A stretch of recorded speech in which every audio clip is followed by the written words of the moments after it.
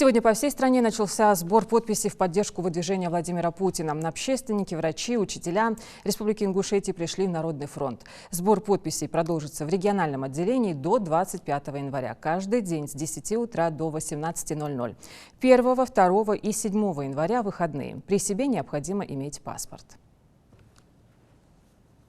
Человек, который любит страну, переживает за наше будущее всей страны, а также за каждого человека, проживающего в Великой России. Все решения, которые принимались в течение всего периода президентства Владимира Владимировича, они были важными.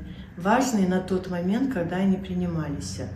Но я хочу отметить из последних, например, МРОТ увеличивается у нас постоянно, увеличится МРОТ. С 1 января тоже увеличится достаточно высокая будет цифра 19262.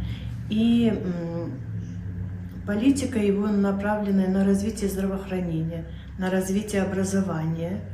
И даже та частичная мобилизация, которая им была объявлена, и начата специальная военная операция, это было серьезное, очень важное решение, было продиктовано тем временем для того, чтобы защитить наши границы, наши территории, наших россиян, проживающих в новых территориях, от нацизма, который поднимал голову.